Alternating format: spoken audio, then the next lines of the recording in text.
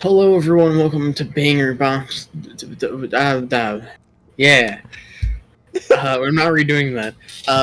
We have a cool episode coming up for you, probably. I'm one of your hosts, Joe. I'm here with the co-host, Brendan, who is frozen. Hi, There I'm he the is. co-host, Brendan. And we have a guest today.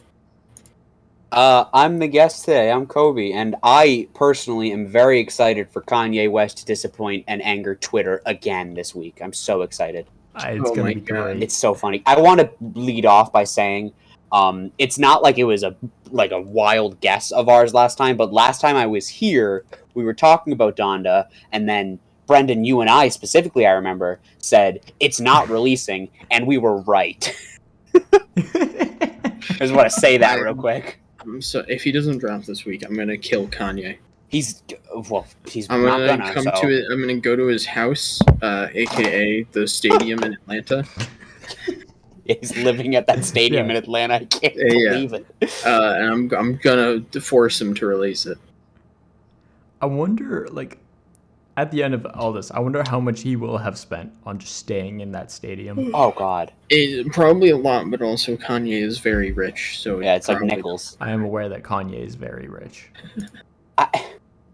It's so fun. I saw have you seen the photos where it's just some dude in a red jacket, and it's well, it's obviously Kanye because you've seen the photos of him at the listening party, but it's just a dude and someone the main joke going around is that it looks like Phantom of the Opera, which is very, very funny to me.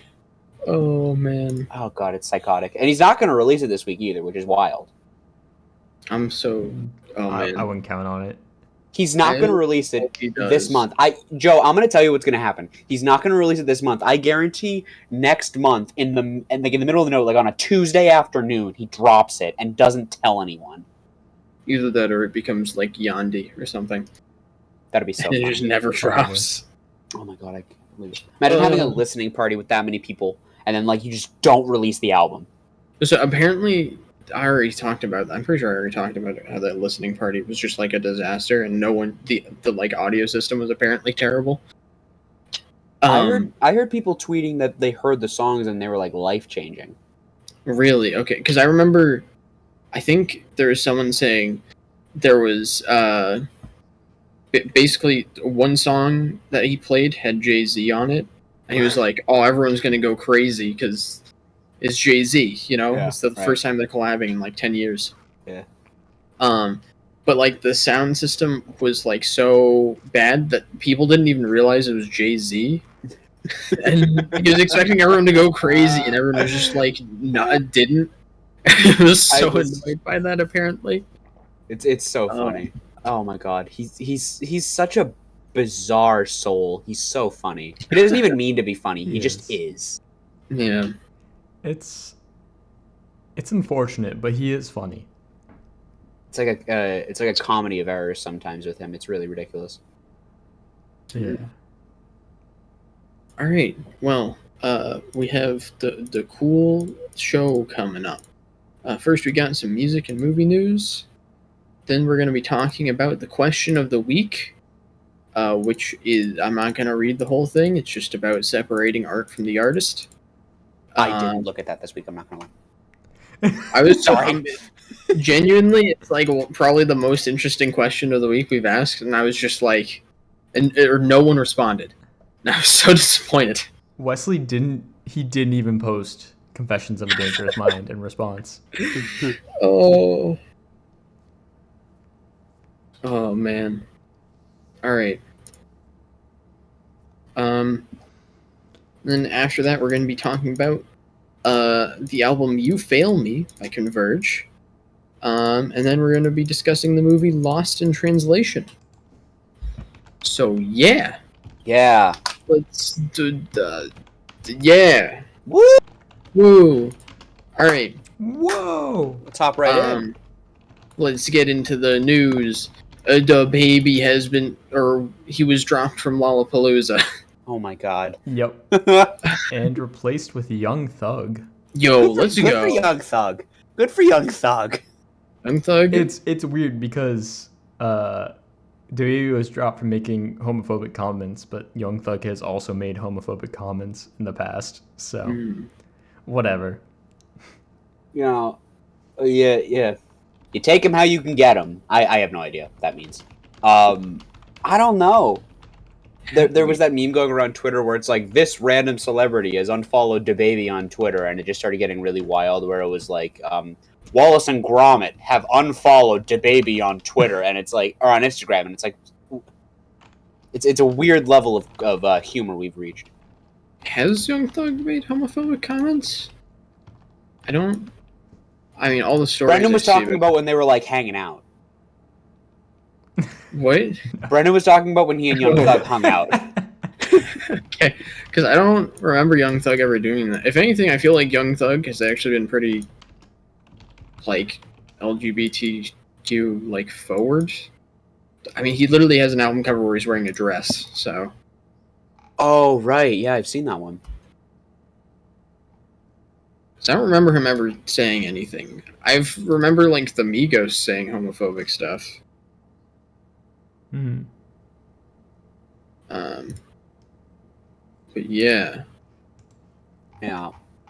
Let me see if I can find it. But depending on the era of hip hop, you're really the era of music in general, you're probably gonna find a homophobic comment in a lot of popular music that's just kind of like thrown under the rug because everyone's like, well, it was just a victim of the time. That said, Young Thug is more contemporary than like, you know, like a Wu-Tang Clan or like even like some of MF Doom's early shit. There's some not great stuff on it from what I have heard about it.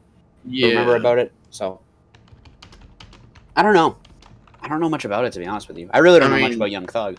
Look, you know, Young Thug, at least he's positive about his.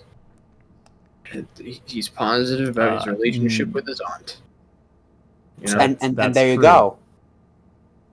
And I'm sorry, it wasn't homophobic. It was transphobic. He intentionally misgendered someone. Okay. And said, "God don't make mistakes." Oof. Great. Oof. Thanks, Jeffrey. I should also mention he was also pulled from the governor's ball. DaBaby was? Yeah. I mean, you know, that's what you get for being a loser. What's did you see, I don't know if this is in the news because you haven't run these things by me.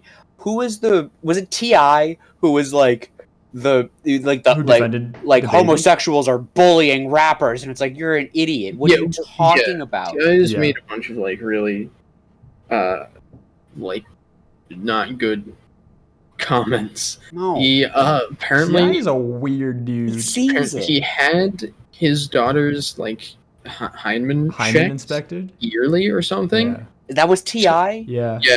Yeah. Oh God. Yeah. Oh Jesus. Oh God. Why? Why? What does T.I. stand for? Do you have that in the news? No, I don't. I don't know what it stands for. Oh. Technology information. I got it.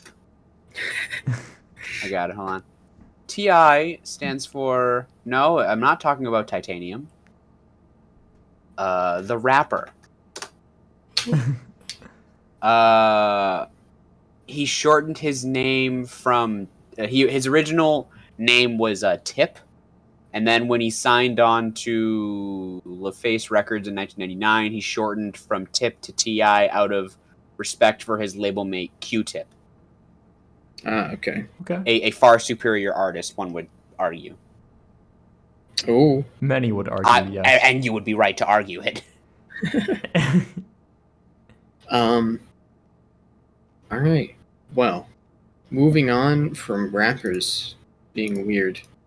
Ariana Grande is headlining a new Fortnite concert series from August 6th to 8th.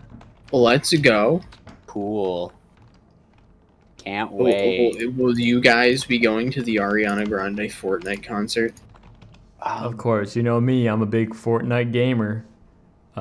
It's 10 kills on the board right now. It's funny watching you. Wiped out Tomato Town. It's really funny watching you say that when you're silhouetted and I can't see your face or your expressions. By the way, I don't know why. You look like you're in witness protection saying that. Oh. Oh. I thought there was a text in the other chat. I thought Richard was joking when he talked about the Ariana Grande Fortnite concert. No. No. Richard's Oh, a very it's serious real. person. He doesn't joke ever, Yeah. if you've noticed. Right. No. Yeah, got it. True. So, absolutely outrageous. I can't believe it. All right. And finally, in music news, Frank Ocean is going to be headlining next year's Coachella. I thought it was 2023. Nice. Or 2023, I'm sorry. I mean, Um, good for him. He's Yeah. been through a lot of fucking shit this past year. Like, Yeah. goodness. It'll be interesting. I'm guessing that means we'll get an album between then and now, probably. I hope so, very selfishly, because I Hmm. fucking love Frank Ocean, so I'm hoping. That said, he should take all the time he needs. I'm shocked that he even announced he's going to be at Coachella in 2023. I'm shocked they made that announcement. Mm-hmm. Moving on to movie news. Sounds less excited. Waterworld. Waterworld. Waterworld. Do you remember Waterworld? Who could forget? I'm pretty sure it's considered like one of the biggest box office flops of all time. Yep. And now it's getting a TV series sequel. Beautiful. Why? I mean, yeah. Or actually, is it a TV? It just says TV sequel. Like a TV Yeah, movie? TV sequel Like series. No, it's a TV. Oh, It's a series. So That's so stupid. What, if that will be it's interesting, I it was a guess. failure, why would you try it again? I don't know. They're interested in the idea, I guess. Isn't it just about a water park? What's of intrigue? It's like I'm pretty sure it takes place on just like a giant ocean or something, or like the planet's completely like covered in water, or it was like flooded or something like that. So it's just like a bunch of humans surviving on these structures in the water. Oh, got it. That's dumb. Yeah. I think I haven't actually seen it. I've just heard a lot about it.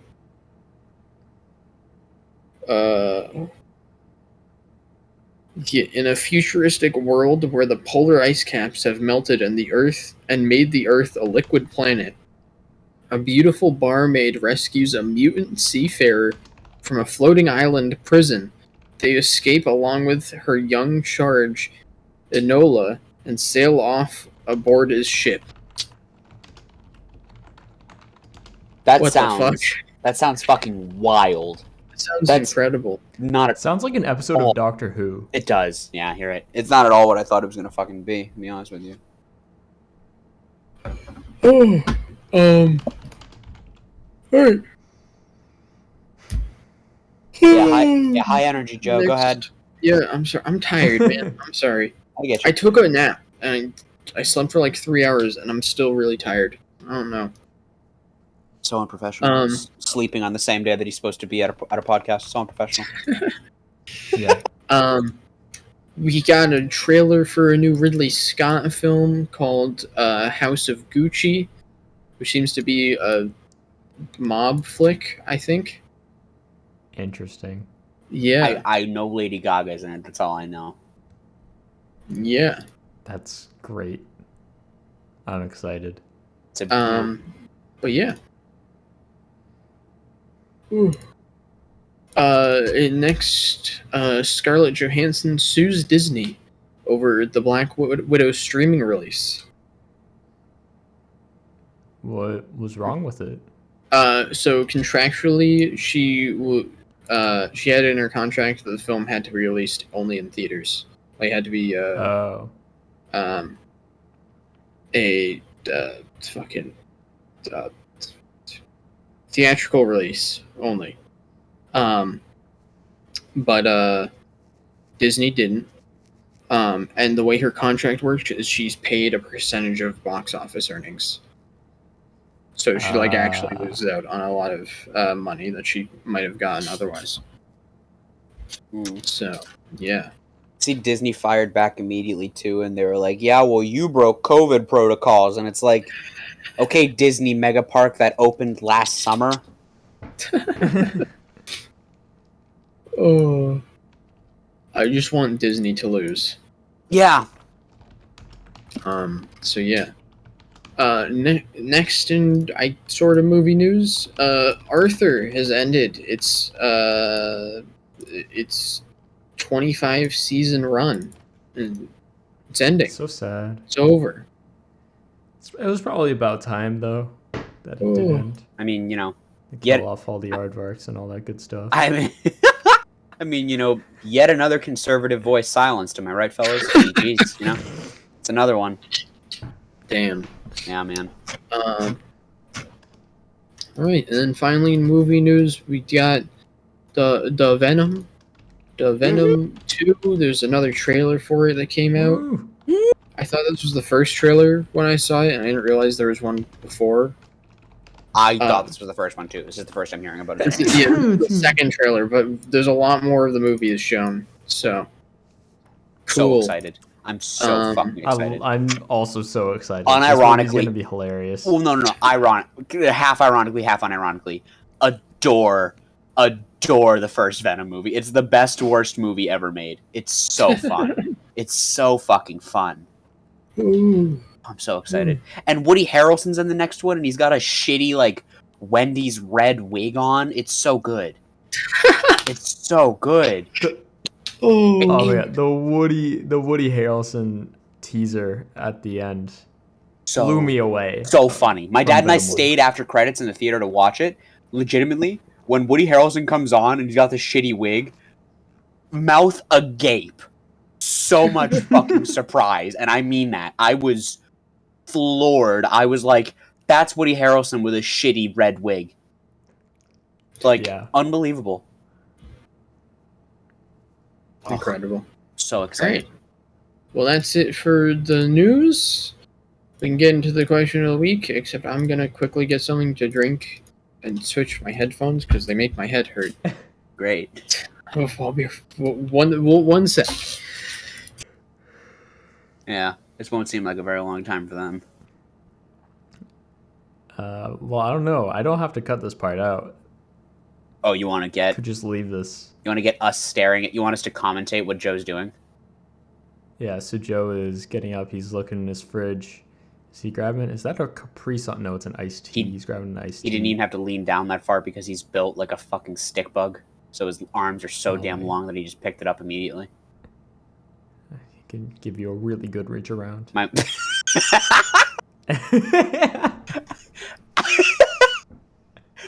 was gonna say, like, my man can fucking touch his toes by sneezing or something. He can like lean his head down and touch his toes. What? We were talking about how you're built like a stick bug, and this is gonna stay in the episode. What? I'm so confused. Oh, I can't fell. Did you hear the audible like stomp on my? Yeah. God, I hope that gets picked up. That's so funny. Brennan, are you recording our audio too? Because I just watched episode 21 again. Oh my god. Yes. Okay. Yes, I am. I love that episode. That's probably my favorite episode of the podcast. It's a very good one. It's just... I can't watch it. It's so funny. Episode 20, is that the one where you forgot to record everyone? Yes. It's just him reacting. Whew. Alright. Well, with that, we get into the question of the week. Let's go. The question of the week, I will read it in full. What are your thoughts on separating art from the artist with respect to their actions in real life? Are there certain actions that you deem irredeemably bad? And do other aspects of someone's art contribute to your tolerance of their actions? Go. This is a very interesting question because, first of all, I think separating art from the artist is just an interesting topic all in itself, and whether you should or should not do that. The thing is, there are times where somebody's actions do affect their art. For example, like if Kendrick Lamar came out and said some like very homophobic or like something like that, it would definitely take away from the message of his work, because it would directly contradict some of the things he, and not directly contradict, but in a way contradict the things that he has said in his art.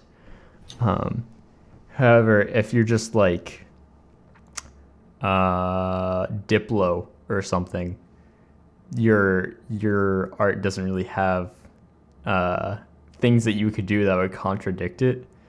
So those actions Diplo, you're okay have to less do of an horrible effect. things. Don't worry. Your art won't be affected. Diplo can True. do horrible things and be okay because it doesn't affect his art. He's No. and he's left an impact. Yeah. Mm. But like there are also other things where it's like, if you make bad music and then you do some bad shit, I am way more ready to call you out on it. Like, if you do bad shit, I'll call you out on it too. But like, Right. if you're an artist that I already don't like the work that you do, like, it's a lot easier to. No, but it's easier to like punch down, if that makes sense. Yeah. Yeah. Or to keep disliking someone you dislike, I guess is a better way to phrase it. Tom McDonald. He doesn't.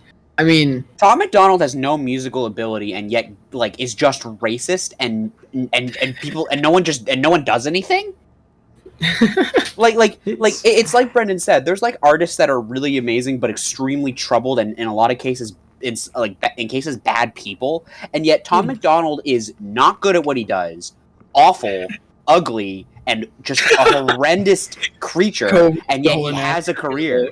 No, I'm just baffled. Like there are so many people who have like actual musical abilities, but like their careers are so muddied, and in some cases, rightfully so, there needs to be that conversation. But Tom McDonald has made a whole career out of being a belligerently awful, untalented piece of human waste, and yet he still has a career.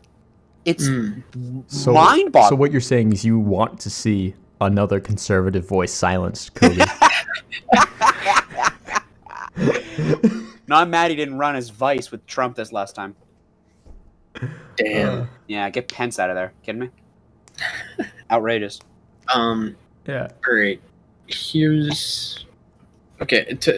To like add on to this, do you are you more willing to forgive an artist or listen to an artist's music if they are apologetic for what they've done, if they show that they think what they did was wrong? Yeah, I mean, Like, do you think is there a level to that? Like, if they like, it turns out they like raped someone, is that like if they show that they're like realize they're like awful for that, are you okay with listening to their music still? That's what I'm asking. This is interesting. I think there are a few things that will make me more likely to listen to them if they've done some bad shit. Like, one, if they're like dead, I guess, or like fair. That's fair. a good one. No, Like, fair.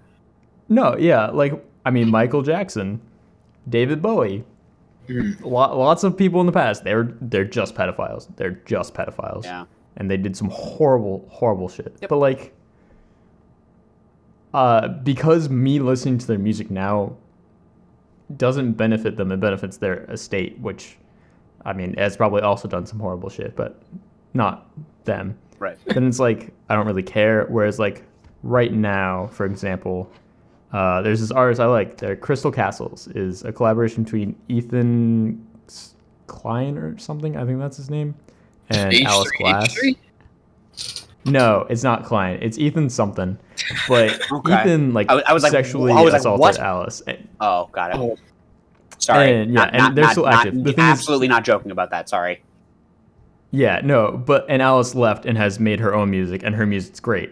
I mean, the Crystal Castles music they made together was also good, but I don't listen to the Crystal Castles music anymore because Ethan is still around and he's still directly benefiting. I should say allegedly sexually assaulted because it's not a thing, confirmed thing. But like I don't listen to Crystal Castles because it would directly benefit someone who I do not deem is worth that. It's Ethan Cath, by the way. Okay. Cath. Okay. I knew it started with a K. You were close. You were close.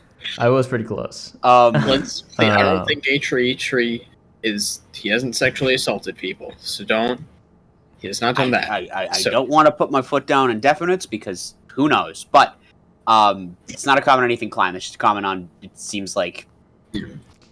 But I think I go back and forth on separating art from artist a lot of the time, and I don't know. It's really tough because I have recently discovered that when it comes to forgiving people, I far too recently have discovered that in a lot of cases it's not really my place to forgive them.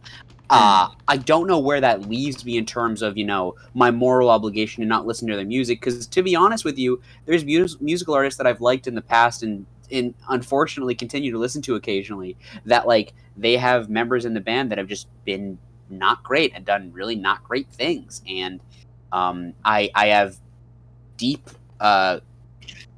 conversations and confusion about that.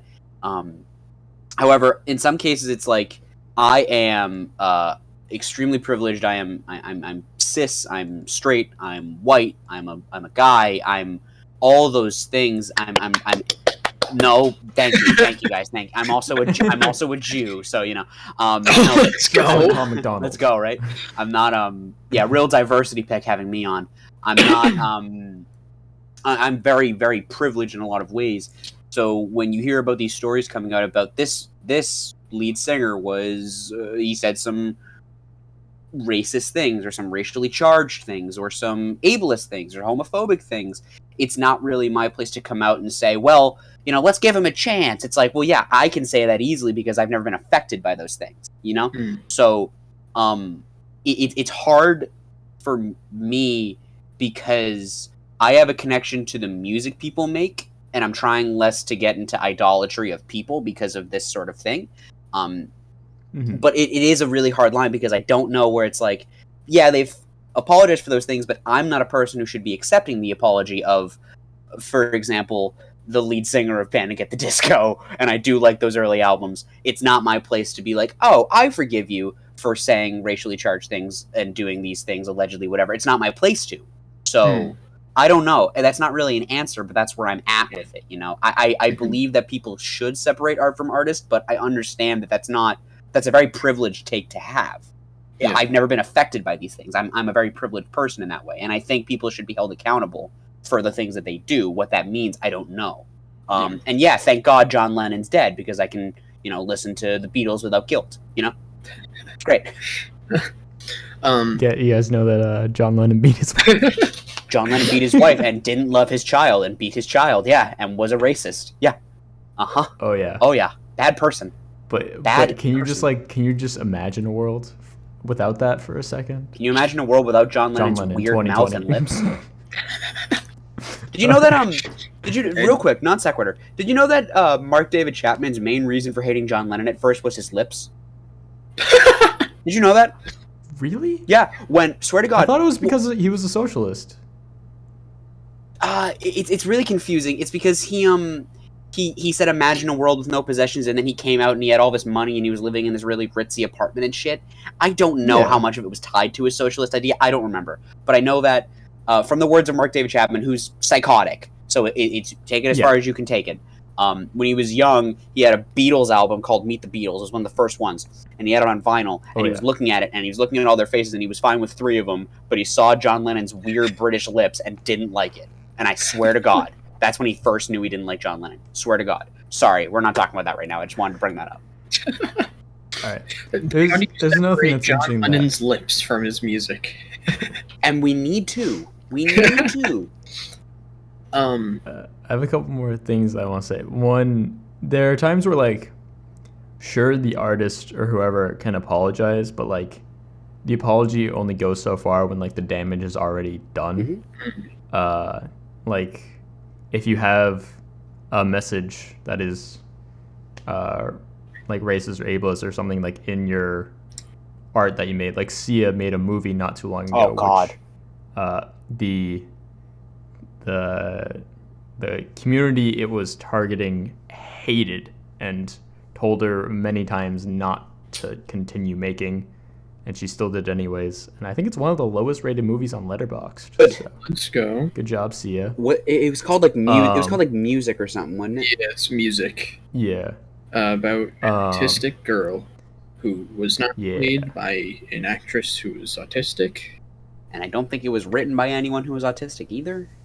Yeah, I think also the entire message of the film is not respectful to autism at all. Yeah, way to go, Sia. Like, I'm pretty sure it was like funded by Autism Speaks. So he And there's a lot of issues with that organization, to my knowledge, right? yes, they're like arguably a hate So group. Autism Speaks is a charity for the people who are related to people with autism. Like if you are a parent and your child has autism, Autism Speaks is there to comfort you, not to help your child. That's a lot. Yeah. It's for people who feel bad that they have to, I want to say, deal with that. I know deal is not the right word, but no, but that's how they perceive it. Yeah, no, exactly. You're right in using that term. But like, I don't even know if Sia apologized. I don't keep up with Sia, but even if she did apologize for that piece of art is already out there, and the damage it's doing is, you can't apologize for that. Like, there's nothing you can do about that. Right. So, like, the apology's kind of, I mean, A for effort, I guess, but it's not going to do anything. There's another thing with separating the art from the artist is that sometimes art is very personal to the artist. This is definitely a case for like Mark Kozolek. We discussed this on the show when the news dropped that he's just a rapist. And what's he involved with again? I'm sorry. His art is very personal. He's also known as Sun Kill Moon. Right. And oh my God. Yeah. Because you told me the Red House Painters. You told me that after I listened to whatever that album was that I liked. Benji? Yeah. Benji? No. Different one. The one with the word highway in the title. Ghost of the Great Highway? That bitch. Yeah. But like, his music is very personal, and there's no way I can separate the art from the artist there. And that's fair. All right, to also like jump off of this, do you think that like time helps? As in, like, if the artist did something really bad like early in their career, but has like moved past that at this point, or not necessarily moved past, but has not done those things for a long time, do you think that helps? I think I'd say definitely. Also, similarly, do you, in the case of, say, Mark Kozolek, to our knowledge, he didn't rape anyone during, like, his time in, like, Red House Painters, for example. That's true. So, are you okay with listening to, say, Red House Painters still? So, no, because for me, the time thing, it's more about a culture shift. Because, like, for example, back in, like, the 90s, hip-hop was very homophobic. Okay. And, like, I can, it was not okay, obviously. I can forgive mostly some of those homophobic bars because it was just kind of the culture at the time. Obviously, if like those artists have come out now and say, hey, that wasn't okay back then, it's not okay now, it shouldn't have happened. However, that is what it is. Like, I'm more okay with that. I think that happened with like a Nick Cave bar where he said a homophobic line back in the 90s and he came out and was like, yeah. Or I don't know if he did apologize. I think he did. I remember hearing news about that. I hope he did. Yeah. I would say it's challenging again. I think Brendan brought up a good point. I think he said it as a joke, but he's right. As time goes on, assholes die and stop being able to make money off of the great art they made. And we can say whatever we want about the numerous allegations against certain people. Whether or not you believe them or not, these artists are dead. It's not directly benefiting them. So in a way, that barrier goes away. Now, there is still hang-ups about it, and I understand that. However, also with time comes growth. One of my favorite, I don't know if artist is the right word for him at this point, but one of my favorite comedians at the moment is Bo Burnham. And Bo Burnham in his early stuff says some extremely bad stuff, like homophobic stuff, and some of it I believe is ableist, and some of it I believe is racist, and it's a lot of it's on YouTube and stuff. And he talks all the time in interviews. He goes, the stuff I did even 5 years ago, I'm deeply, deeply upset by, and I'm very, very sad that I thought that was appropriate to put out into the world. He goes, I don't want you watching that stuff and thinking that reflects who I am right now. I'm not that person. I don't stand by those things that person did, and I'm a way different person now. Because you need to understand, as you age, you learn more, you see more. You change. He was 16 or 14 or however old he was, 15, when he started putting stuff on YouTube, and he was saying some really not great stuff, but he was 15. If we all were who we were at 15, how about this? If you guys met me when I was 15, I don't think we would be friends right now. I was 15. I was an idiot. I didn't know a lot. I was a very different person. We're all different people when we're 15. I just want to say that's the most accurate description of any 15-year-old. Yeah, no, legitimately, my fucking lights just turned off. Sorry, but that's a very particular. They just did it again. That's a very particular case. I'm just gonna stay like this for now. That's a very particular case, of course. However, the statement and the stance stays the same. With age comes growth. With time comes growth. You understand more. You look back and you're like, I don't know why I did that. That was a bad idea. That's stupid. I'm not that person anymore. So there are some offenses that if you don't apologize for them and grow from them, but that's case by case. So time can help, but only if you're actively changing. If you're actively looking for new avenues that don't involve the same shit you were doing, I would say. All right. Please don't go out again. Do you have anything to say about this, Joe? You've kind of been leading the conversation, but I don't know if you have anything to say. I've sort of been leading conversation because this has a lot to do with a video I'm going to be creating soon. So, interesting. Are you going to try to cancel us? Yeah. Yes, we're going to cancel all of you, including myself. Good. Get us off. Yeah. A spoiler, Joe wants to make a video about a piece of art with some problematic artist. Wow, Joe? I wonder who it could be. That's only like a lot of artists. Joe wants to talk about his favorite director of all time, Roman Polanski. No. Ooh. I don't want people thinking Roman Polanski is very interesting. He's a very interesting person, yes. He's also a pedophile. Yeah. Yes, but like, it's interesting because you can very much. No, Brendan, no. You're just trying to defend Roman Polanski. I'm not denying that he's not a pedophile, but don't try to defend Roman Polanski right now. I'm not trying to defend Roman Polanski. I'm just saying the course of his ups and downs is very interesting, like from a psychological perspective. I think his wife Sharon Tate obviously was tragically murdered in 68, 69, I think. It's 69. I think it was August of 69. Yeah. Tragically murdered, obviously, and he said he was never the same after that. He became much more pessimistic, much more closed off. He kind of represented the entire death of the Summer of Love and the hippie movement and all that stuff, and the death of the 60s and the free love entirely and stuff. And that trauma apparently just pushed him into a 14-year-old. Weird how that works. Yeah. You know? It's very interesting. Yeah. Interesting is a good word. You scared me for a second because I thought I'm not defending Roman Polanski. Awful person. Thank you. Okay. I just wanted to clarify. Say I do love the Wikipedia article for Roman Polanski because it's like Roman Polanski, born yada yada, is a famous director and also a fugitive of the United States. He made Rosemary's Baby and also committed a federal crime. And Rosemary's Baby's great. He cannot step foot in United States soil because he will be arrested. Where's he living right now? Poland? France. That makes more sense than Poland. He's a dual citizen. That's why he was able to get away from the U.S. because the dual citizen in France is shitty and won't give him back to the U.S. Yeah.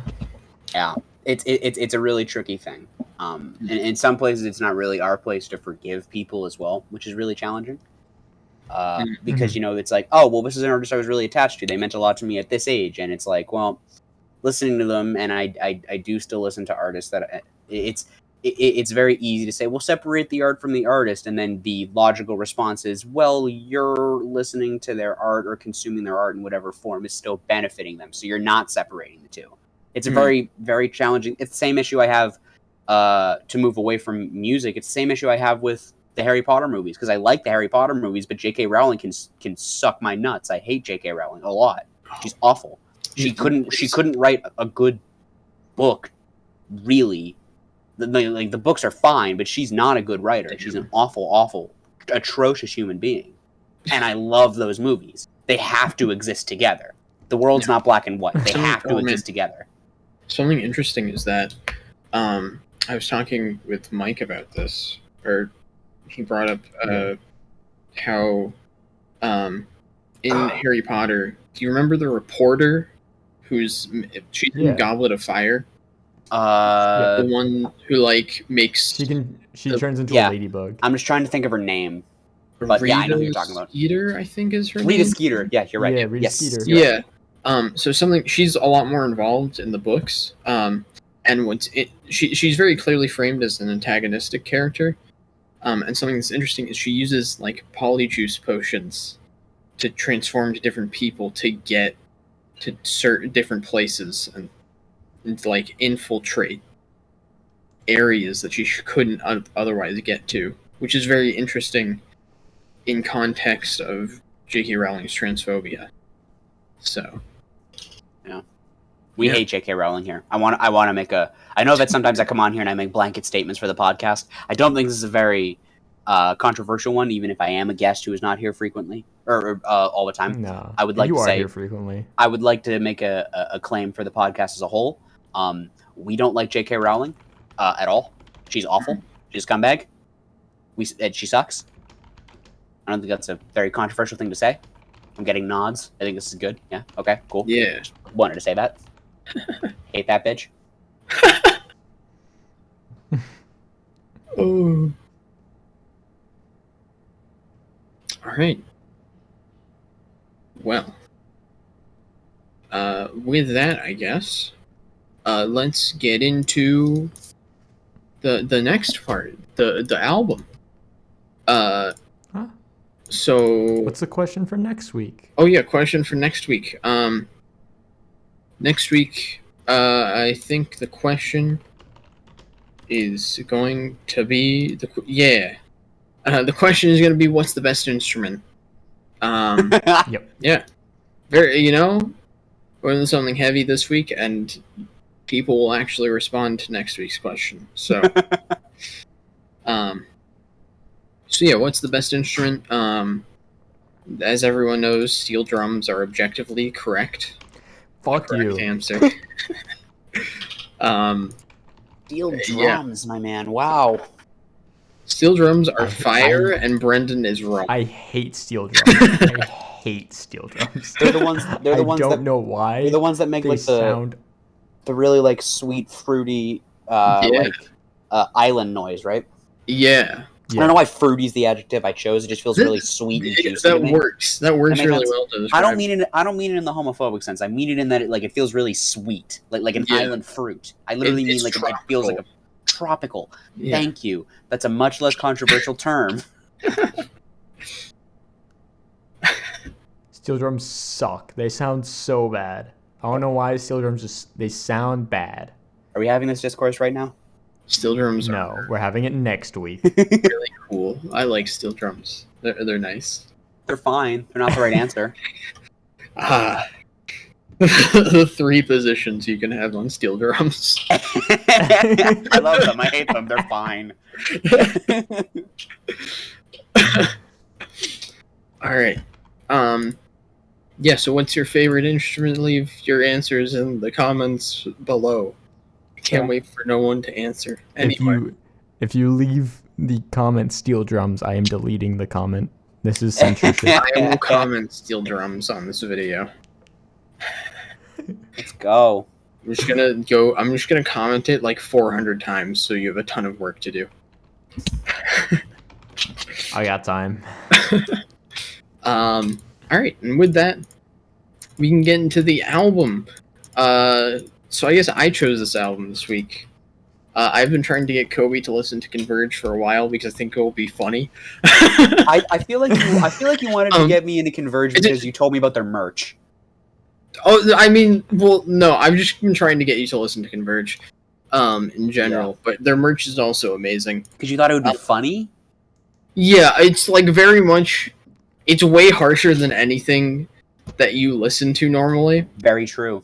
But also I do feel like, despite the harshness, there's definitely a lot of aspects about their music that I think you would appreciate. Specifically, like the lyricism of a lot of their songs is like very poetic, and really like I guess beautiful in a lot of ways. Yeah, so this is their 5th studio album, I believe. Yep.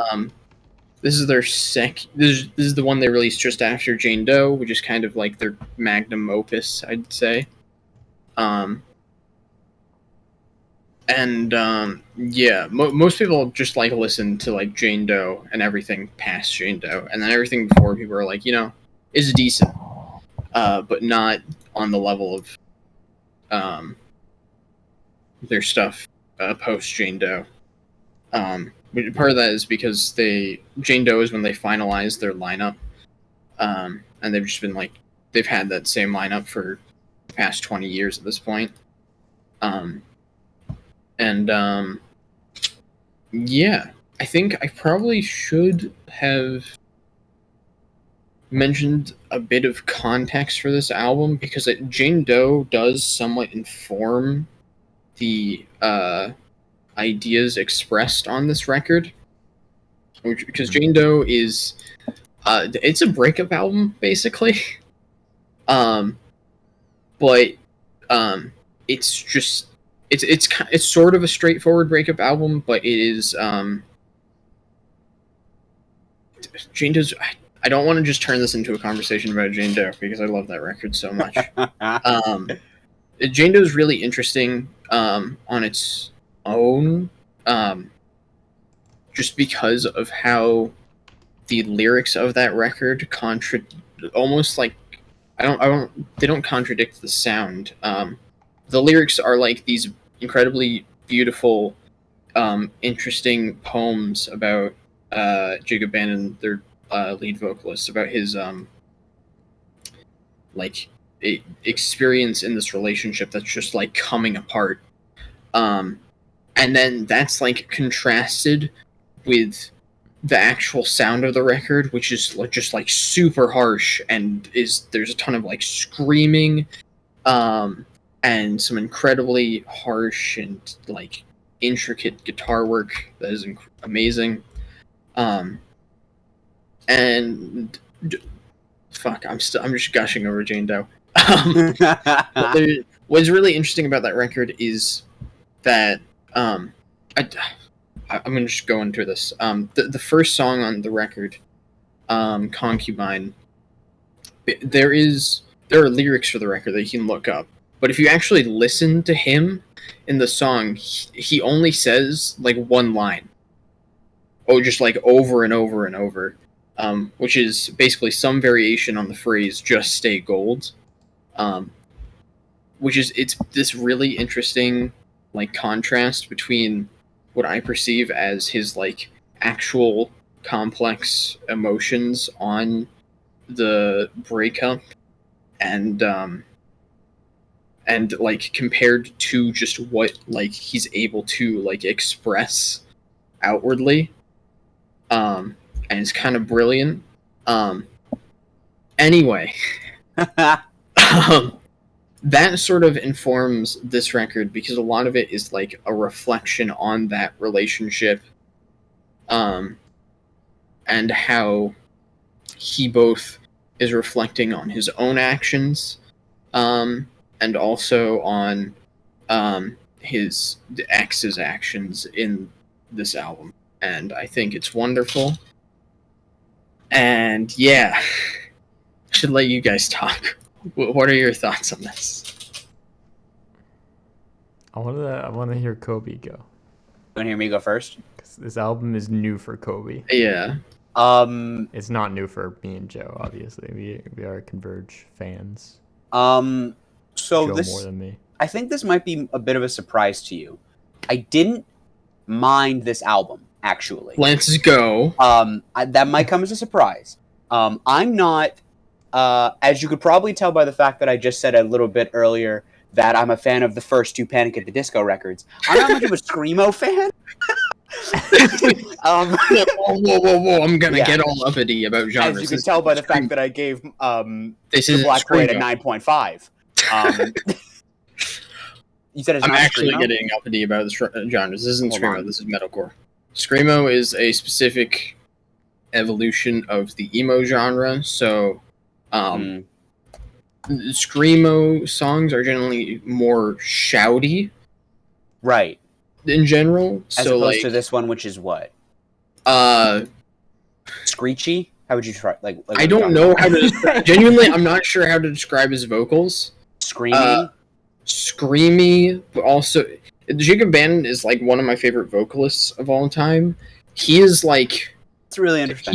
he sounds just like monstrous on some songs, and I just love that about him. Okay. But then also he is able to just like take all that away and have these very like almost beautiful these very almost dejected sounding vocals that really reflect the like emotion of the music he's playing. Here, I'll send you a actual Screamo song so I'm you fine. can just so you understand the genre, because I get really annoyed when people call things Screamo. This is very this is a specific lot more genre. extreme. I guess. This is a lot more extreme than Screamo is going to be. Yeah. Would you this is a weird non sequitur, but just so I can kind of like glean out, I did listen to a couple seconds of that, just to glean out sort of like the goalpost, if you will. How would you call like Kill Switch Engage?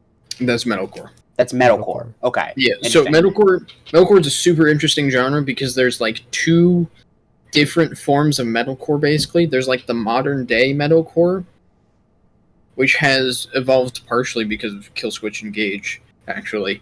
They're like super influential in the genre because they started adding in a lot more like clean vocals and melodic elements to their music. Yeah, you can actually tell because the one song by them that I've listened to and like is a song called "This Fire," which is probably it's probably one of the more popular ones with what little I know about them, and you can definitely feel that it's a bit more melodic than anything else. Yeah, and they're really influential in that respect. Sort of you can go and listen to like their earlier stuff, like the song like "My Last Serenade." You can hear still a lot of like the more extreme elements of metalcore, of early metalcore in there, and then you get to these like really interesting like super melodic choruses. And so that kind of evolved out of the first wave of metalcore, which is this late 90s, early 2000s genre of music that was pioneered by bands like Converge and the Dillinger Escape Plan and Botch. Although Dillinger is more mathcore. Early metalcore and mathcore are kind of like in the same basket, and then they sort of like branch out from each other. And so, generally, early metalcore is very extreme, and it uses very punk-esque rhythms, and a lot of early metalcore. It's partially based out of the hardcore genre. I mean, it's literally a combination of metal and hardcore. Right. So it's it's very punky. It's very what's the word for it? Spontaneous sounding is how I describe it. It's very explosive. Yeah, explosive. And then if you go listen to, say, Architects, I guess, who are, they're like a modern metalcore band. Their stuff is a lot more rhythmic and so it's a lot more rhythmic. It uses a lot more, or it leans more into almost like djent, which is a style of music pioneered by Meshuggah, which is a different, entirely different metal genre. Metalcore, I probably know way too much about metalcore. It's probably the genre I know most about because it's just such an interesting evolution. But I find myself much preferring like 90s style metalcore than most of the modern stuff. A lot of modern stuff is also like super clean sounding. You get just very, I guess, pure guitar tones, whereas in say You Fail Me, like the guitars feel very, very rough. That's how I describe them. So yeah. All right. Anyway, That's fair. I won't call it that anymore. That's fair. I think well, the main thing I'll say that I like it more than I expected to. It's weird. It's interesting you say that it's much more rough sounding and how spontaneous the genre is. Not that spontaneity is exactly a polar opposite to what I'm about to say. I thought that there are certain songs in here that sound relatively melodic, to be honest with you, in a weird way. Yeah, the early parts of the album. I mean, like First Light is like a guitar intro, so it's not really fair to say that one. But like even like Last Light, it felt like there was a structure to it. It felt like there was definitely like points to it. That's actually exactly what I thought. I was like, this is weirdly melodic, and it feels like there's a structure, and that's the type of hardcore I like. Because and I admire how harsh. Not how harsh. I admire how firmly it sticks to its hardcore roots, because I like early punk, like hardcore punk, like Dead Kennedys. Obviously, we share a love of Dead Kennedys, but even like Bad Brains and Minor Threat, like they play fast, they play hard, they play loud, they get out. I can admire that. What the difference is, obviously, is that some of these songs go on for longer than I would say a lot of Bad Brains' discography does.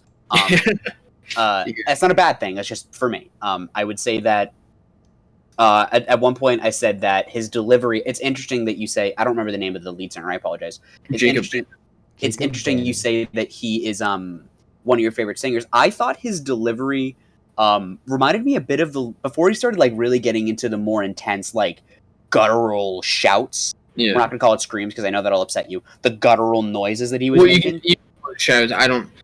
It's fucking. It's. I don't know. Before we get into the more describing intense, the vocal noises are fine. Describing the genre, screamo is just a specific genre of music, and that's fair. The more I was being a goofster. The more before he gets into the more I would say guttural, back of the throat like yelling he does. His delivery reminded me a bit of the lead singer of Swans in a weird way. Interesting. Not in a bad way. Michael Gira. There are parts of Swans, and I like Swans a lot. We've spoken about Swans. I like Swans a lot, what I've heard from them. But he has an interesting delivery in that it's like he's, and I mean this with love, it's like he's talk singing. Like, he's singing some things, but it also, in a way, feels a bit like spoken word. I definitely get that. So that's what his delivery reminded me of. And so it was good, and then we get further into the album, and for me, it's because I don't have the refined palate that my peer has here. For me, a lot of the songs started to sound very similar to the ones before it, and again, I don't have a refined palate. I don't listen to this music a lot, so I'm not really able to split the difference. But there were some songs that it felt like I was in Zoomies, and I don't mean that in a bad way, but it did feel like I was in Zoomies about to like buy a skateboard or take a bong rip in the back room. It's fine. There were songs that felt like I was playing Tony Hawk Underground. Again, not a bad thing. I like Tony Hawk Underground, but that's what it felt like. I think, but that said, there is interesting variance. A couple of the songs do kind of change around. Like In Her Shadow, probably my favorite song on the album. It felt almost like a waltz, and some of it felt like Have a Nice Life esque in the guitar aspects of it. And I think it represented a nice change of pace. And while we were about to get into this, I did do a quick Google search of the lyrics on Genius because, not gonna lie, didn't catch a lyric first time I listened to this album. Not gonna lie. But I was looking through and I was like, there are some really interesting concepts he pushes here. I like a lot of the imagery he uses. I'm a sucker for writing or lyrics or any sort of writing, I guess, where the lyrics feel very melodramatic and very over the top and very like big picture to kind of enunciate how harsh this is for me. I'm a big fan of that sort of thing. So I looking back on it, I do like that, but it's definitely in your face. It's definitely angry, although I expected that going in because, just expected it going in. Yeah, I think you came in expecting this to be another, and we won't talk about it. I think you came into this expecting this to be another White Pony, and it wasn't at all. I was expecting it to be like more of like you just really didn't like it, but you sort of understood the appeal. I definitely understand the appeal. Joe, it's very, very funny. Joe, I mean this. It's so funny that this is the type of music that you listen to, if only because if I saw you on the street, I'd be like, he doesn't listen to anything close to Converge. It would never be the first thing I think you listen to, ever.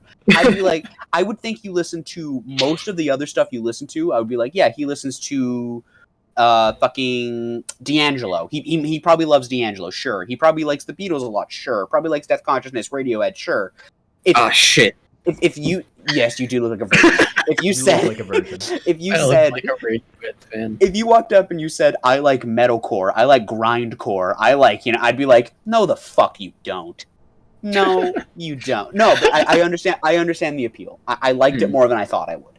I'll put it that way. I'm happy about that.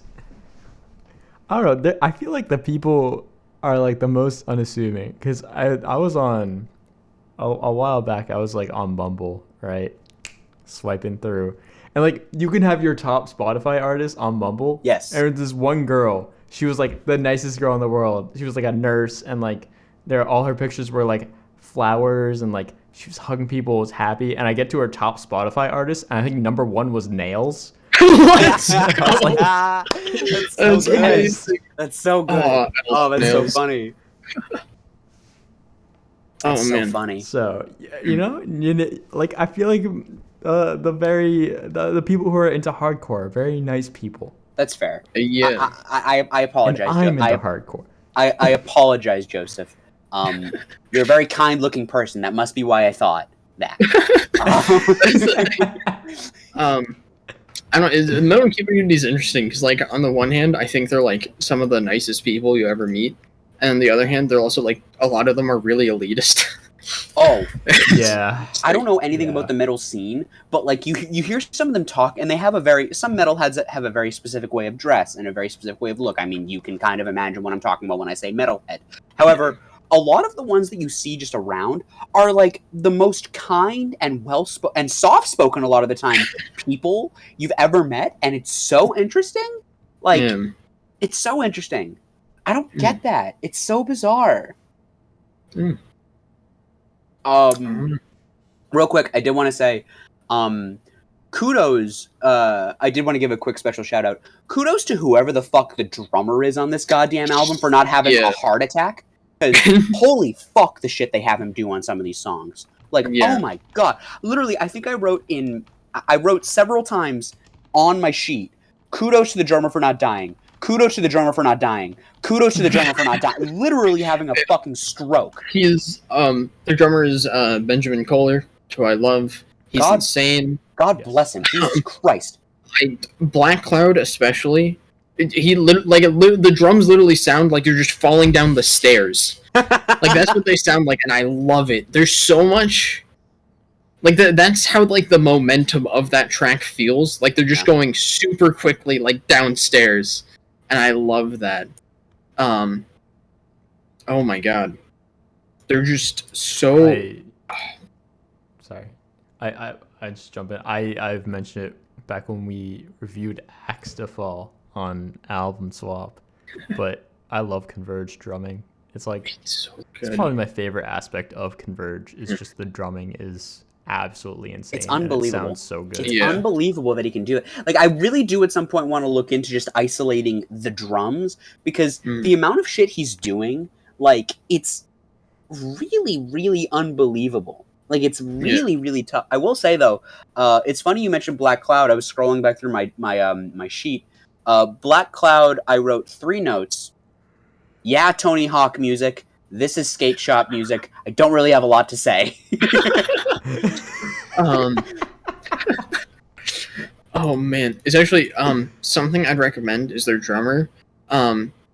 He has videos on his YouTube channel where he has like a POV drum cam from him playing in concerts, and it's just incredible.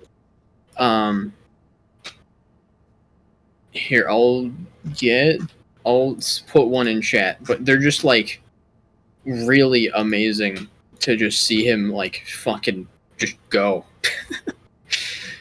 Let me see if I can find, where is it?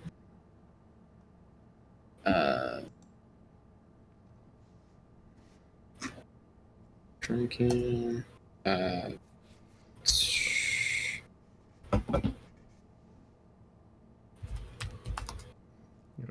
I got it. Here we go. I'm just gonna put this in general, but his drumming is insane. I love him. It gives all of these songs so much energy. Oh yeah. Oh yeah. Man, it just gets me so pumped up. I mean, without the drumming, these songs would be a snooze. Like, oof, let me tell you, I'd be asleep. But yeah. I also wrote several times that this would be a good record if you had an elderly relative that you wanted to kill. Like, because this would like there were all those jokes when Prince Philip died at 99 that like a hot chip could have taken him out. Converge would have taken him out too. Like, Converge would have exploded him. He would have been gone 10 years ago if he was listening to Converge. Someone was like, "Give this man a talkie and let's wrap this shit up." When he was dying, it was so funny. Not at all related to what we were talking about, of course. Yeah, of course. But Brendan, you go. Let's speed things up a little bit because we've kind of spent a lot of time on the question of week and tangents. But so, is there anything you want to say real quick, Brendan? Or me? I was just telling y'all to hurry up. Oh yeah. I really like this album. Hi, my name's Brendan. I like this album. It's probably my second favorite Converge record, behind Jane Doe. But this album has really a lot to love, and it is very much trailing in the heels of Jane Doe. However, it's also its own thing. Yeah. It's in the same style. The instrumentation has a lot of that same intensity that made Jane Doe so great. It's very interesting how they pace the album as well, because you have like the first couple tracks that are all just like a couple minutes long. Then you hit "You Family" and "In Her Shadow," which it's kind of like a big block in the middle of the album, and then a bunch more of that fast-paced stuff.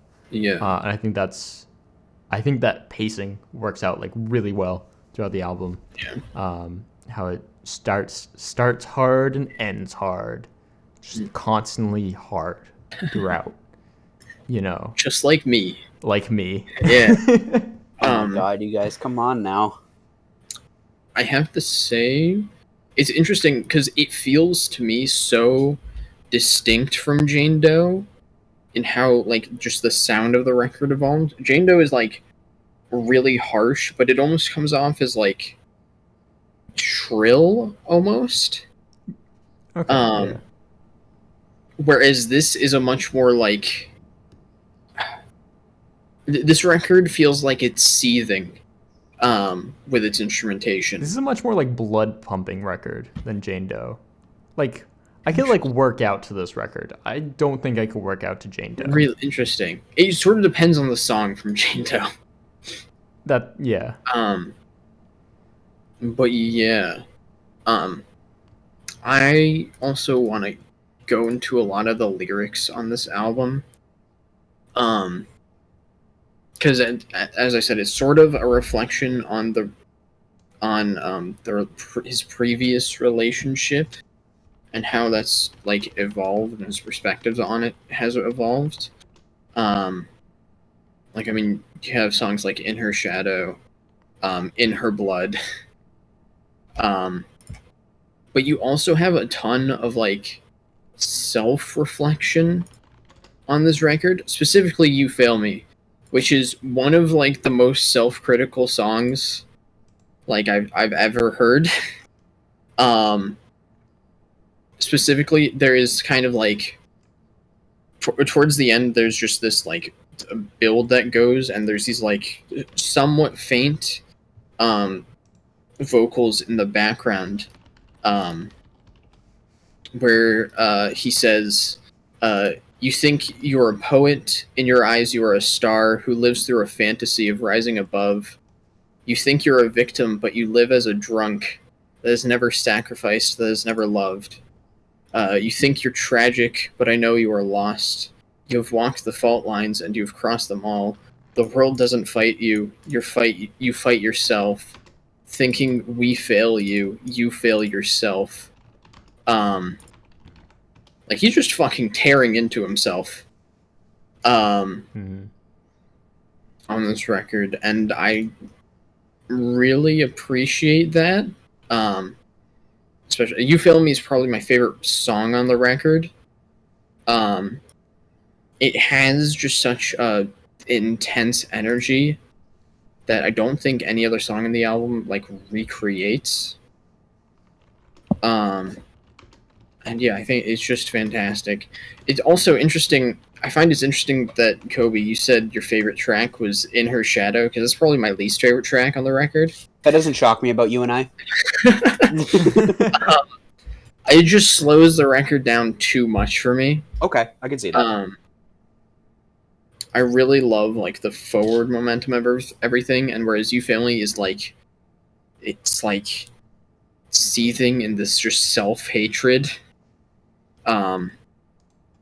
"In Her Shadow," I find, is just kind of That's fair. and it just is. It's also the longest on the record, I think.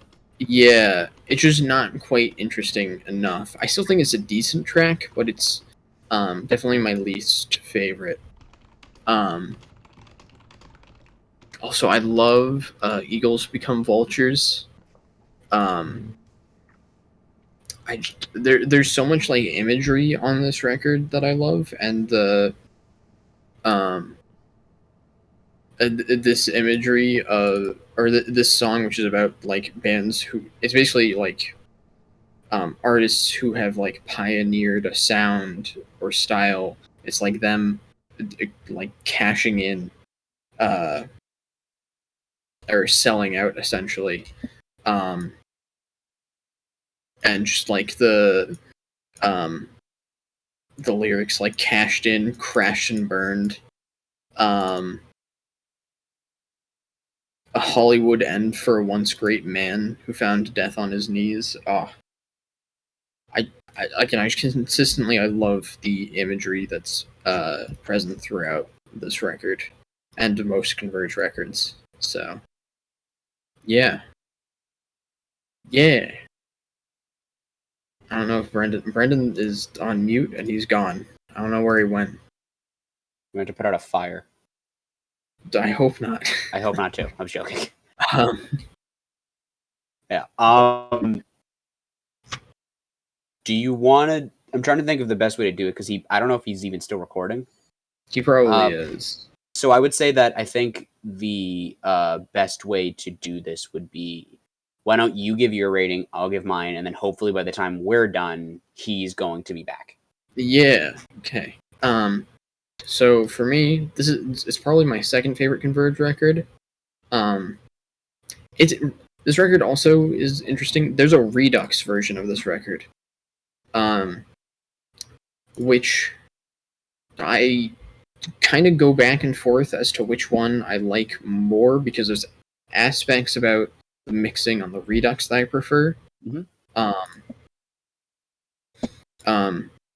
And it's like it's not like subtle or anything. It's like very apparent, the difference in the mixing. And there's certain elements on the Redux that are emphasized more that I like, but also, like, for example, the vocals aren't emphasized as much, and I think that sort of takes a bit away from the record for me.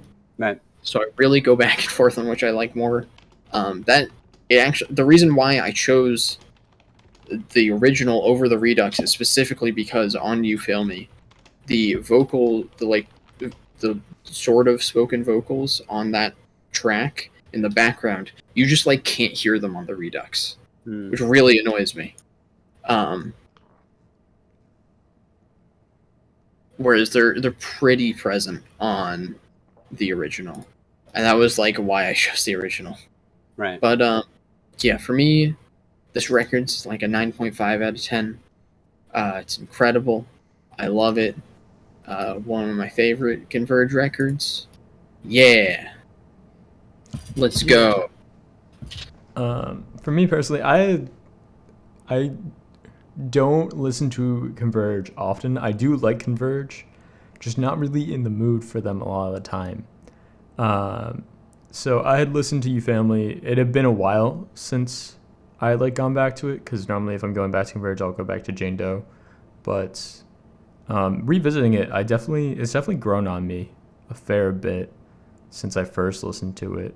I'm like, I do like a lot of the tracks. I think a lot of the instrumentation and vocals are just they're incredible, really.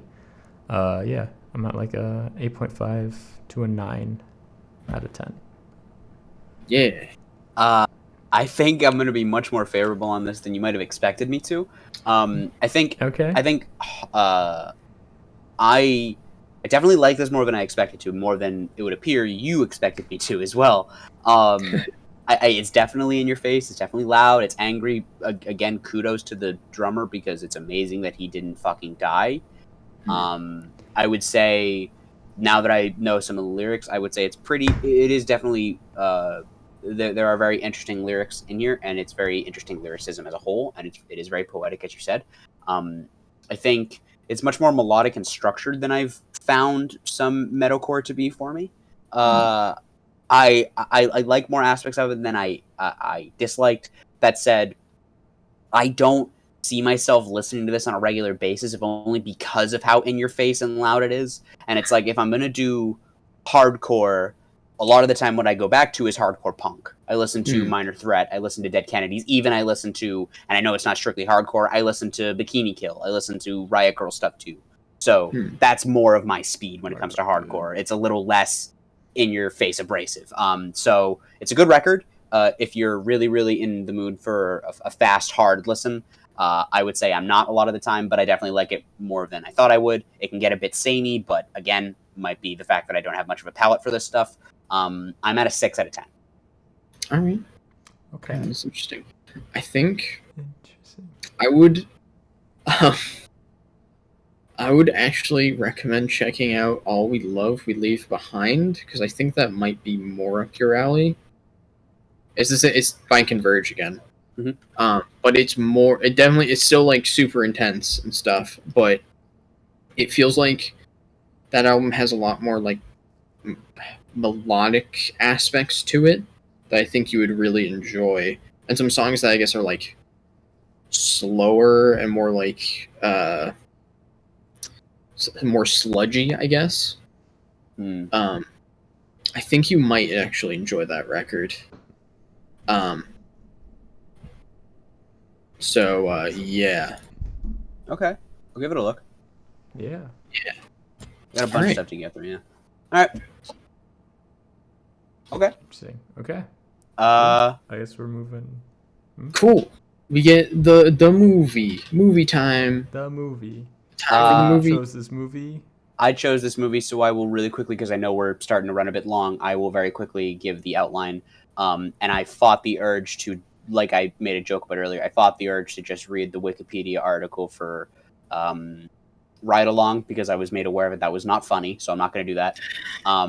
Lost in Translation is a 2003 rom-com, I would say dramedy as well. It is directed by Sofia Coppola. I believe it's also written by Sofia Coppola. It stars Scarlett Johansson and Bill Murray. It takes place in Tokyo, Japan. It is about two American tourists, basically, in Tokyo, Japan for about a week and change. And their paths cross, and hilarity ensues, and some minor xenophobia and racism, but we'll get into that.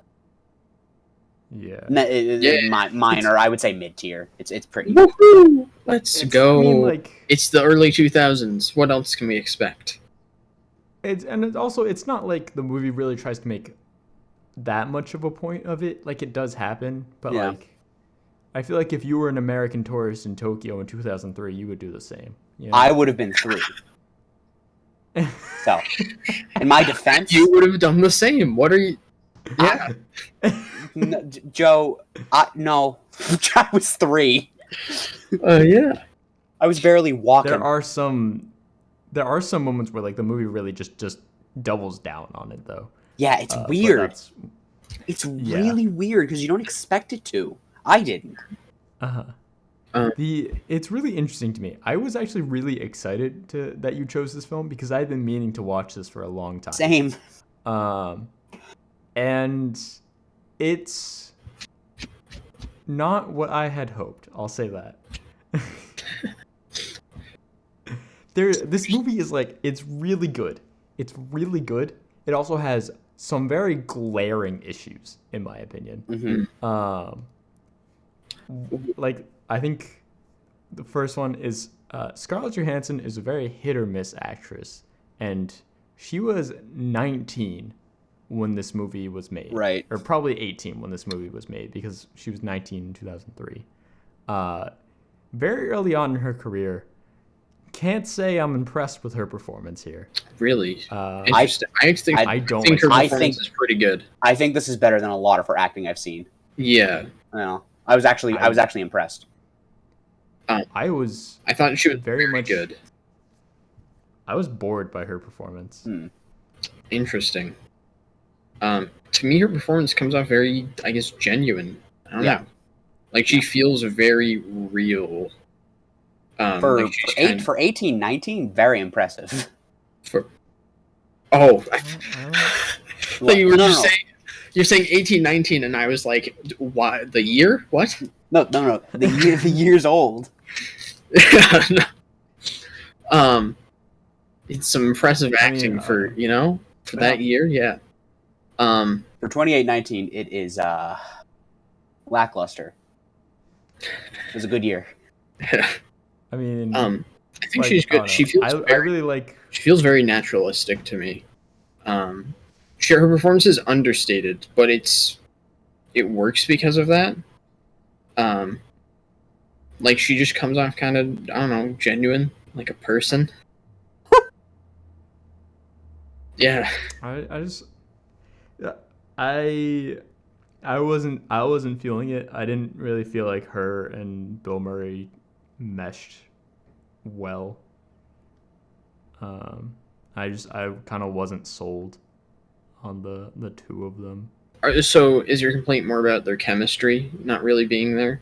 I think I think chemistry. The thing is, like, I like the parts with Bill Murray. I like Bill Murray, but when you throw Scarlett Johansson in with Bill Murray, I don't like that. Interesting. Those parts as much. And usually I feel like Bill Murray carries those parts as well. I disagree. I think they're both about the same, to be honest. Interesting. This is obvious. I don't think this is Bill Murray's best performance by any means, but yeah, Space Jam is clearly his best performance. I didn't realize Dan Aykroyd was in this picture. I love that line. That's the line that genuinely made me laugh when I rewatched it recently. Genuinely laughed at that line. It's a very good line, and no kid is gonna get it. It's a very good line. Oh man, just wanted to say that real quick. Only good line in the movie. It's one of like two or Actually, three. There's like a one in Space Jam. There's like a one joke that actually made me laugh, which is when the guy from Jurassic Park is just digging the giant hole, and the old guy comes up next to him and he's like, "What are you doing?" And he's like, "I'm fixing a divot." And the old guy's just like, "Okay." He walks off. Do you mean Wayne Knight? Yeah, the guy from Jurassic Park. Is the guy from Jurassic Park for you? Yeah, what? Yeah, that's the only thing I've seen him in. Isn't he Newman in Seinfeld? Am I imagining that? I think he is. Okay. But that would require me to see a single episode of Seinfeld. Brendan, you're Jewish. You're supposed to. It's like a God-given right. You have to. I'm almost positive he's Newman. I'm becoming more... Yeah, he is. He is. Okay. I haven't seen any of Seinfeld. So, that's why. We love Seinfeld here. Haven't seen any Seinfeld. It's fine. It's not bad. It is a sitcom. Actually, if you've watched it on like TV, you probably actually have like seen an inferior version of it. Yeah, it's like sped up on TV. Yeah, so they speed it up like up. 5 to 7% or something like that, and that actually fucks up the timing of jokes. That's so funny. And it's just so they can fit in more ads. That's so funny. I can't believe that's so funny. Not what we're talking about, but very funny. Yeah. Anyways, other problems with this film that I have. This movie's very horny. Why is this movie so horny? It is weirdly horny sometimes, yeah. Mm. The first shot is ScarJo's the first shot is Scarlett Johansson's ass. Yeah. And I looked up the Wikipedia for Lost in Translation after the movie, and Sofia Coppola was talking about it, and she was like, "It just felt like the right place to begin." And it's like, what are you talking about? I think that's almost a direct quote. It's like, what are you talking about? What do you mean? She's 18. What? She's barely legal. Okay, Polanski. Nah, it's a callback. That's such a bizarre. That's so bizarre. Yeah. Wait, can I ask? There's one scene that was like really confusing to me when is it like an escort visits Bill Murray or is sent to Bill Murray and then Yeah. So I was so confused. Like that scene was really funny. Like it was obviously meant to be funny. I didn't get that was supposed to be funny for a couple seconds, and I just kept going. I was like, okay, I get it. It made me violently uncomfortable. I was just like, what is she like? Like what is happening? I'm so. She's a prostitute, and I probably told to put on some sort of act, and Oh, okay, that makes more sense. I was just like, this like random. What is going on? I was genuinely really confused. Just sometimes happens. Because she was sent by like some dude who I assume is paying for Bill Murray to be there in his ads for Century whiskey. Okay. The scene was just like, I was like, what the fuck is going on? Yeah, that's yeah. I think that's It's like very. I don't know. I feel like this movie. There's also very harsh like tone shifts like that in the film. Yeah, like you're not really sure.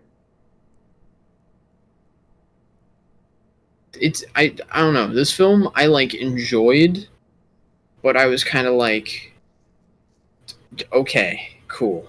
Like I was just like, cool. This is enjoyable, and I felt like it never really got beyond that for me.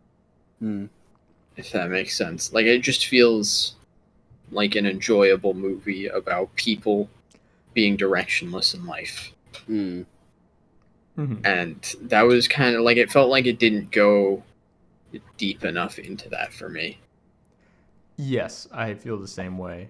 Like, I think it starts out with like the very interesting concept of like, yes, when you're home, you tie yourself down with whatever, with like work, your family, who's it's and what's not, right? And then these people, they go on vacation and they have lost all of their tie downs and they suddenly don't know what to do with themselves. And that's like an interesting premise. And it never really gets beyond an interesting premise. Exactly. I think. Exactly. Yeah. That's exactly what I had. Yeah. I picked this movie and I was thinking about it conceptually as I was like kind of writing my my final little blurb, but what I thought. And I was like, everything about this movie should be legitimately right up my goddamn alley. It's like a rom-com about an existential comment about a slow burn, and there's all this stuff in it, and I like Bill Murray. And yet this is one of the most boring films I've ever been forced to sit through. It is achingly empty, achingly devoid of anything enjoyable. Oh my god. Holy shit. It's so boring. I was not expecting Cody's gonna tear this movie apart. Holy shit, let's go. The first half of this movie is it's mind-numbing. It's so boring. And I'm so mad. I'm mad because, like, for so long I was like, Lost in Translation's a rom-com I need to see. It seems like it'd be up my alley. And now I've watched it, and it sucks. It sucks. Oh my god, I'm so... It sucks. This is great. No, this is great. I thought I was going to be the most positive when I went in. Can we also talk real quick? Can we talk about the fact that Bill Murray is ScarJo's love interest, and he's 34 years older than her? Yeah. He's 50. I didn't get that they were supposed to be love interests until the very end. I thought they were just supposed to be friendly. I was hoping they were, and then they weren't. He's 34 years older than her. He's 34 years fucking older than her. He's fucking 53. Like they made some like sexual comments, but I thought they were supposed to be more like cheeky and for laughs with each other, not like, haha, what if? Unless he's 34 years old. I'm gonna keep saying it. She's 18 or 19. He is 53. Not in the film. She's a college grad in the film. Sorry, she's 24. Is she? I mean, Bill Murray is still supposed to be well past his prime. 50s. He said he was married for like 24 years or something. He's 25 years. Yeah. That is still a terrifying thing. And also, you couldn't find a mid-20s actress that isn't Scarlett Johansson to play a 20-something-year-old? You know? I mean, this is one of Scarlett Johansson's like first roles. Oh my god. It's interesting. I didn't take it as a romance, to be honest. I felt like it was just like they became really good friends. Like, the kiss at the end was a bit weird, but it was less romantic. It wasn't like quite romantic to me. It was just like they shared a lot of like similar emotions and ended up becoming very close because of that. It seems the direction that she's going for, though, Coppola. It does, because there's that moment where Bill Murray sleeps with the lounge singer. And by the way, I wrote in my notes, it's always the lounge singer. I don't know what that means. I was just tired. True. He sleeps with the lounge singer, and then he wakes up, and Scarlett Johansson hears her and is visibly upset by it, and there's like a falling out from that, you know? That is true. Okay, yeah. That's interesting. That definitely... Yeah. I don't know. I definitely wish it was just like they became really good friends. And they should have. Yes. It would have been totally fine if they were just like platonic soulmates. Perfectly fine. I think the movie works better that way. It does. Yeah. It does. It doesn't need to go the extra. It's still like demonstrably boring and putrid, but at least it's like better. It's less creepy. So my main issue with this movie is there are movies, I feel, that do what it's trying to do so much better and with so much more impact, and they're better written, I think. Like, there are movies that try to do the whole loneliness, overwhelming fear, love and loss, melancholy. There's movies that do that so much better. For example, the movie Her, that I love, ironically, with Scarlett Johansson having a voice role. Ironic, yeah. and she does very good in that role. It's a lot more visually compelling. It also has a better concept, and it's so much. The writing is so much better. Also, recently, the Before trilogy. It's literally, fundamentally, less happens in the Before trilogy. In all three of them combined, less happens, and they are more compelling. It is two people walking around cities in all three movies, and they are all more interesting than this movie, because this movie is devoid of life. There's nothing in this movie. Nothing happens. Nothing. The vibes, though. Shut up. What? That's it. There's a lot of movies that are kind of like that, where it's like, I don't know, nothing happens, but you got vibes. And that's fine, but it's not well written, and nothing happens, and it's like Brendan said, it doesn't seem to want to make a point. It gives you a framework, it gives you a concept, and then it doesn't stick the landing. It's like, these are two lost souls, and they're lost, and one day they won't be. And the missed connections, sometimes there are real connections. In this crazy world we have, every now and again you find one staying point, and that's really beautiful. And that's great. But I don't know if she forgot to film a part where we have that aha moment. I don't know what her point was. It's just not a well-written theme. Like there's no follow-through, it feels like, for me, you know? Interesting. I feel like it's there. I just think it's weak. I don't know. I thought, like, to me, the film is just kind of like you getting to see, like, a few days in these people's lives and, like, their, like, experiences and fears of being, like, lonely, and this interesting bond that occurs because of that. I don't think it's, like, I don't know. I don't think it's trying to be, like, here's a big existential point about life and loneliness. It's just like they meet each other and they bond over their mutual loneliness. I don't know. I think it does it, like, all right. I just think it isn't as interesting as other films on it, personally. But I still enjoy it. I also still enjoy it. I never thought I'd be this far off. I'm floored. I never thought I would be this far off from you guys. I'm not crazy about this film. I don't think I would ever watch it again. I'm with you on a lot of aspects, where I do think there are a lot of other films that do what this film is maybe attempting, but way better, in a lot of different aspects.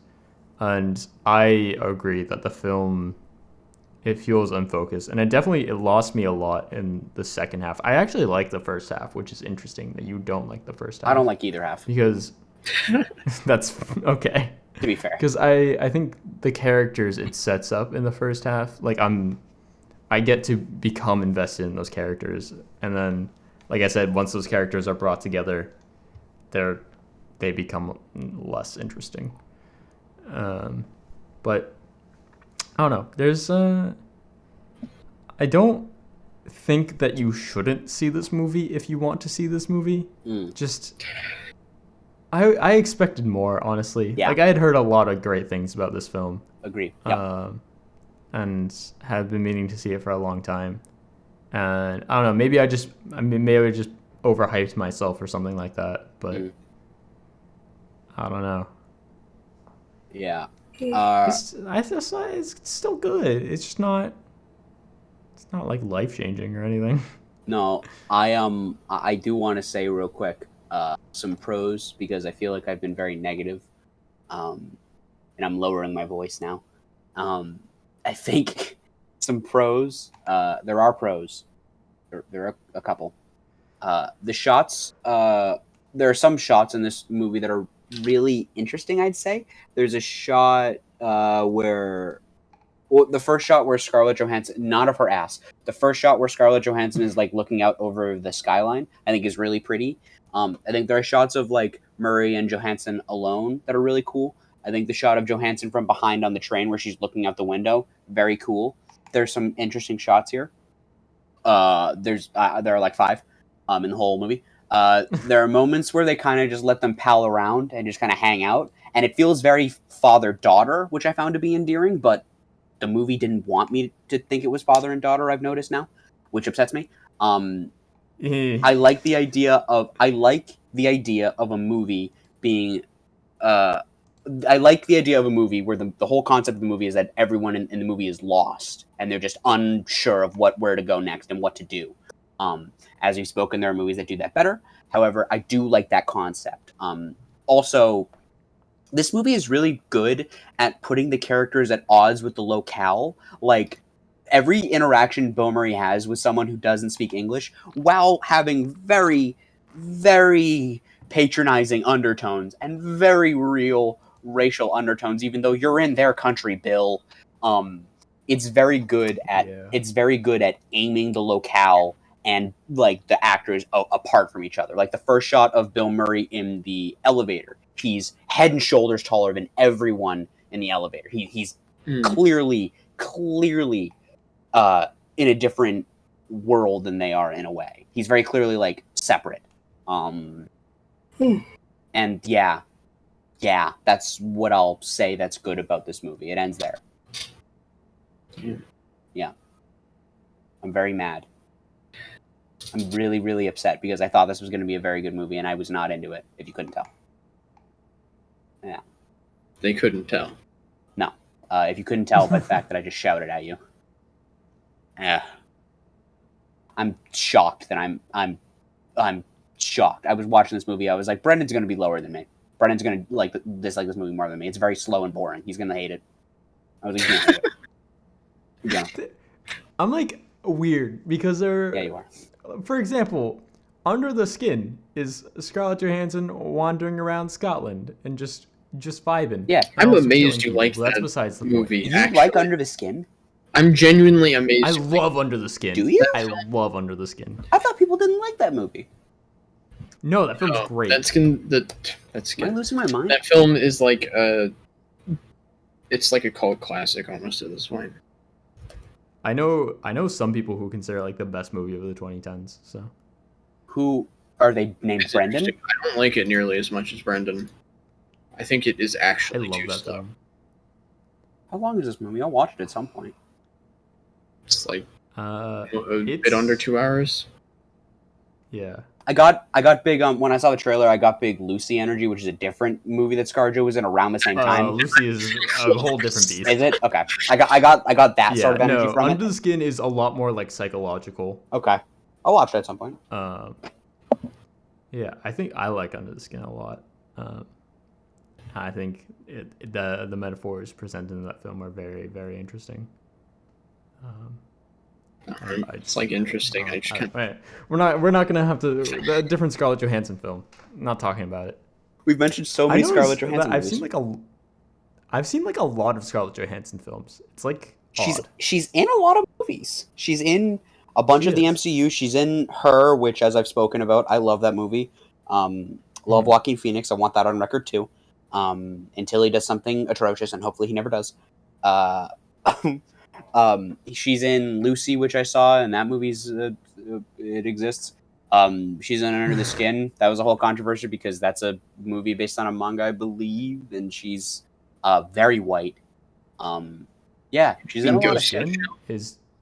Under the Skin is. You mean Ghost in the Shell? Ghost in the Yeah, Shell. Ghost in the Shell is. Which is a different movie that she's in. They should have cast a Japanese actor. Which is another one that she's in. Were you thinking of Ghost in the Shell that entire time?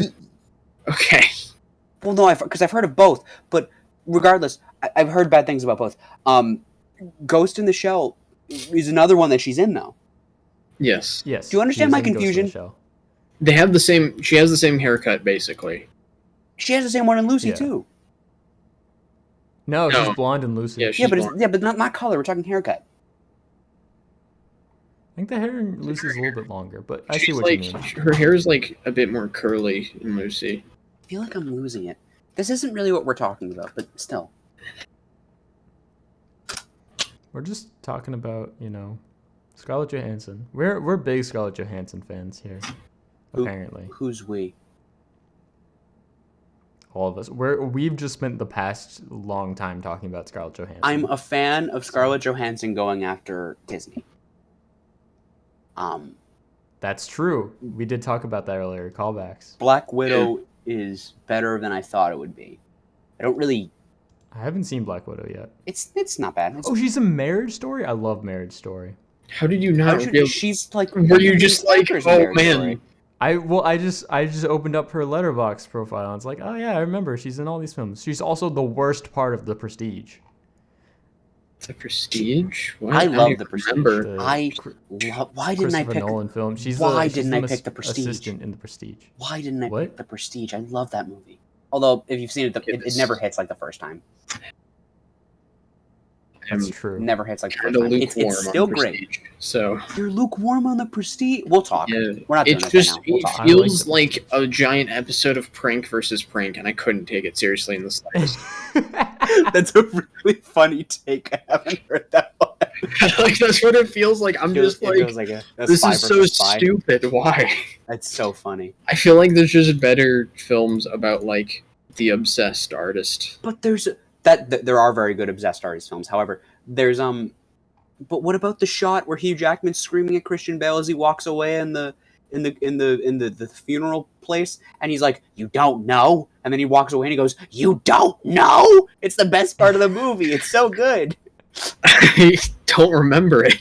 It's so good. Oh, you need to watch it again. It's so great. I remember it having very conflicting tones sometimes as well.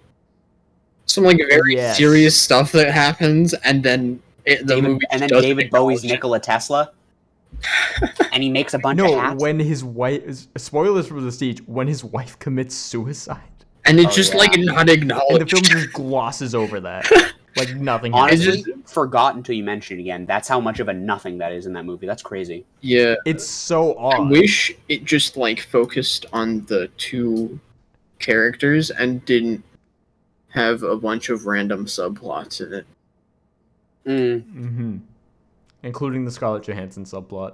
She can get right the fuck out of there. Oh my god. I love that movie. I want to watch that movie again. I really do. I'm sure. Anyways, we should wrap up. We've gone on enough tangents that aren't about Lost in Translation. Why is it that every time I come here, we go overtime? It seems like every time I've come here, we've gone over. We don't have like a time limit. No, but we go long. We just talk. It's fair. And we went on a lot of tangents tonight. We also talked about the question of the week for quite a while. Yeah. I need to watch. Speaking of the obsessed artist, I need to watch. This is the last thing I'll say about anything that's not what we're talking about. I need to watch Synecdoche, New York, because I know how much you love it, and I need to watch it. You need to watch what? How do you pronounce the New York film with Philip Seymour Hoffman? Synecdoche, New York. What did I say? Synecdoche. I don't know.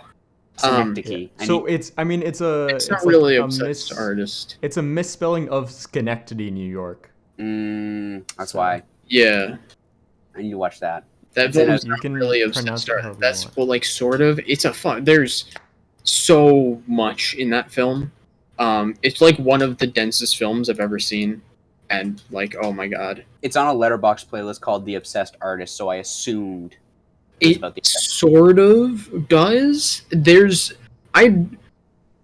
sounds really pretentious, but like that film's kind of just about everything. And like that's not a joke. Like it's just about like life.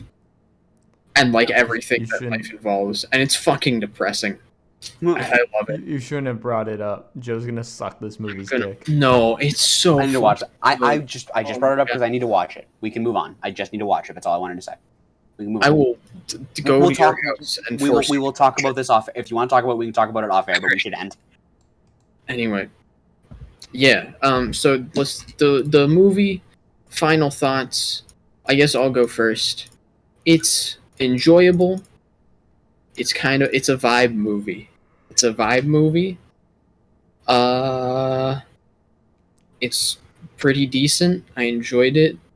There's some weirder stuff in it. It's admittedly a bit boring. I don't know. I like it. Like 6 to 7 out of 10. There you go. Yeah. This movie is good. It is a serviceable film. If you're looking for something that's not gonna challenge you a lot, go for it. If you want to be nostalgic about that one time you went to Tokyo for a week when you were in college, Go for it. Seb. That seemed like a call out for Seb. Yeah. No, I don't know what you're talking about. I feel like if I did have the nostalgia of like going on a trip to Tokyo, I would like this movie more though. You know? Mm. Yo, we should like that one watch- time where I went to that, strip club with the naked ladies that Bill Murray and Scarlett Johansson go to in this film. Yeah. Just like that. We should watch Into the Void. That will also be very nostalgic for anyone who's been to Yes. Tokyo. Yeah. Yeah. Kobe has no clue what I'm talking about. No. Oh man, I really want to watch Into the Void. Anyway. Excuse me. Anyways, yes. This film, I don't know. It's all right. I would like it to do a lot more. I know it has like a lot of issues. But overall, like it's fine. Like 7 out of 10. This is. I wish this movie was a different movie. I'll say that. Right. It's just like it has so much potential. I Right. feel. This movie sucks. It's a 3 out of 10. Holy shit. Yeah, that's what I was expecting. Like, what from how he talked about it. Yeah. I mean, yeah, I don't know. Interesting. It's super interesting. That is very harsh. It is very interesting because I was expecting him to be like 8 out of 10 or 9 out of 10 or something. I was too. It felt like a Kobe movie. It did. I'm on Brendan's side. I thought it was going to be a different movie than it was, and then it was actual Lost in Translation, and I don't want to watch it ever again. And it makes me really sad because I was really looking forward to it. Not to end on a sad note, but it's true. No, I mean, guess this film was just lost in translation for Kobe. I fucking hate you. Because I somehow knew you were going to make that joke at some point, and then I forgot. Oh. And I hate you, because I think Richard said the same thing to me. I hate you for that. Incredible. Never coming back. I can't believe you. Oh my god. I really want to have like Richard on for one episode, because I think it would be hilarious. Yes. Kobe, if you can convince him. I think he's nervous about sharing his opinions because he thinks that you guys are really well read up on stuff. No, we're talking out of our ass. That's what I told him.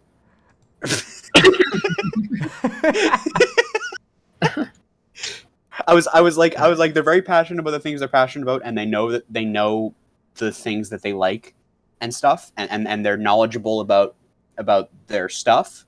And they'll talk to you about it, but they're not like, they don't understand music theory. Not that any of us do, but they don't understand music theory. They haven't seen every movie. They're not snobs. They like what they like, and they're passionate. Yeah. Honestly, like if he wants to bring like a Crush 40 album or something like that. Oh my god, that would be incredible. That's a trippy episode. Oh my god. That's trippy. That's an April Fool's episode. That's crazy. I feel like every day is April Fool's for Richard. Can we wrap up now? Yeah, okay. Okay. For this week, Brendan, I'll just say the question of the week for next week, which is, what is your favorite instrument? Excuse me. Brendan, you go. You get the other thing. The album for next week is going to be Mother Earth's Plantasia by Mort Garson. And the movie for next week is going to be Princess Mononoke, directed by Hayao Miyazaki. Yeah. All right, should be interesting. It really should be interesting. Yeah. All right. With that, we'll see you next week, I guess. Bye.